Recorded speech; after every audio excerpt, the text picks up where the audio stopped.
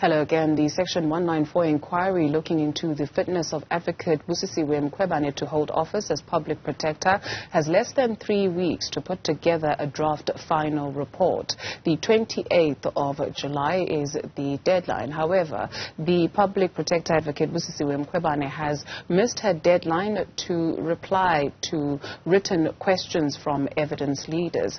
We're now joined by Dyantyi, the Chairperson of the Section 194 inquiry, to take a look at what happens now. Thank you very much, sir, for your time this afternoon. With less than 3 weeks to go, have you received a response to some of the questions that have been asked of Advocate Busisiwe Mkhwebane? Afternoon, Jerusalem, and to all your viewers.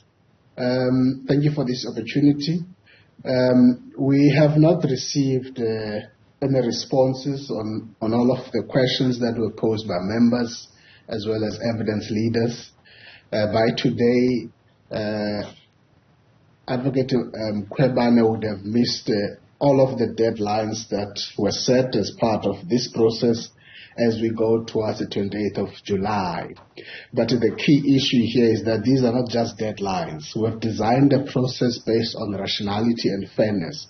So every opportunity that has a date and a deadline would have been an effort to provide continued kind of fairness. Quite clearly, she has done herself, in our view, a disservice to herself, to her cause, but as well as the institution, the Office of the Public Protector South Africa, where she has chosen not to account to the institution, which is Parliament and this committee, and all Chapter 9 institutions are accountable to.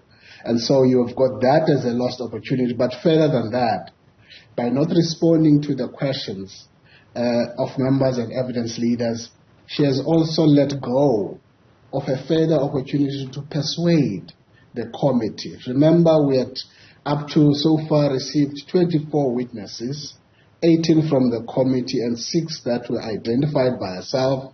And those 24 witnesses would have brought to us evidence for and against the public protector. And so answering the question would have been an opportunity to then, if there were any adverse witnesses, to say, I don't agree with this witness on the basis of this. So she has let go of even such an opportunity. But the real implication and effect of her not responding is that basically for doing that, it is not prolonging. It is not making our deadlines any longer. These deadlines are not elastic. 28th of July remains the last date for us to have a draft report being tabled. But more than that, to the contrary, it has also had non-responses have then said to us, if we had this entire week and next week to deal with closing arguments and other things, and she has not responded to that, we have time in front of us to bring forward all of those deadlines, and that there will be no reason for me as a chairperson not to direct the evidence leaders to do the summation of all evidence that they were meant to do on the 20th of July, to do it before that. There will also be no reason for the chairperson not to convene the committee to receive the draft report even before the 28th of July, because we now have time that is not utilized and we can't just sit and wait for that. So it's not prolonging the deadlines, the deadline stands. Instead, we might, sooner than anticipated, have a draft report if every practicality is in our favor. Sure. Mr. Dyantyi, you accuse the Public Protector of failing to account. Is that a fair assessment? Was she consulted with a legal representative on the changes from oral to written submissions? What we have done so far, we've been more than fair.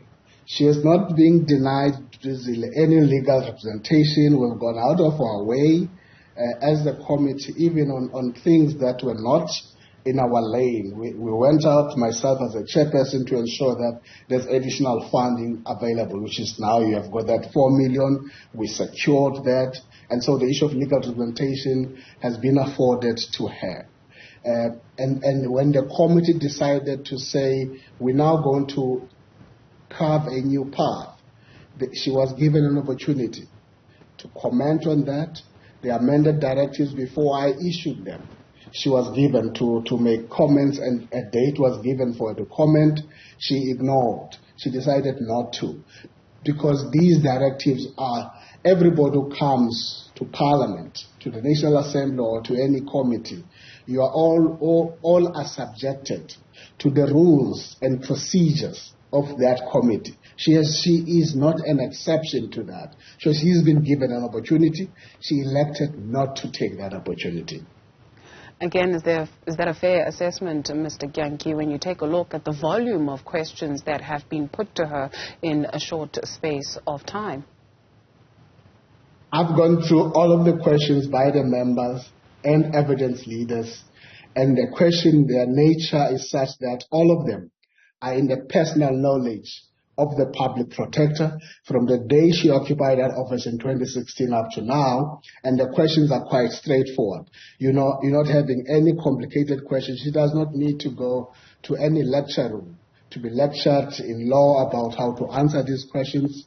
And in fact, in our own calculations, she would have been able to do those questions within the time allocated to her. So again, the fact is that we have even considered the nature of questions that are not kind of questions that would need that you're going to have to write 100 pages and so much. So it's straightforward questions. We have looked into that. So that the argument that it's too many questions doesn't hold water. Okay.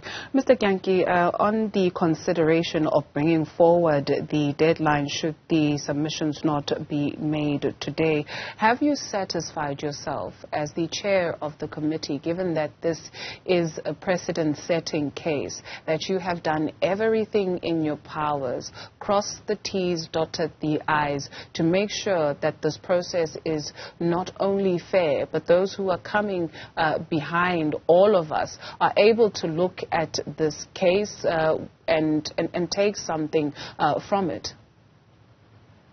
Certainly, Busisiwe.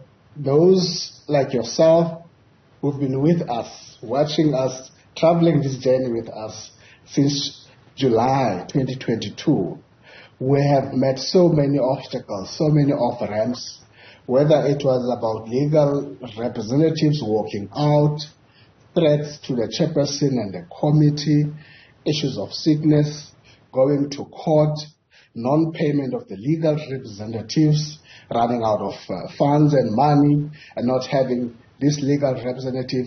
Everything that was an obstacle, we sought to make sure that we overcome. And I certainly can say, without any fear of doubt or contradiction, that we have been very fair, we have been very consistent.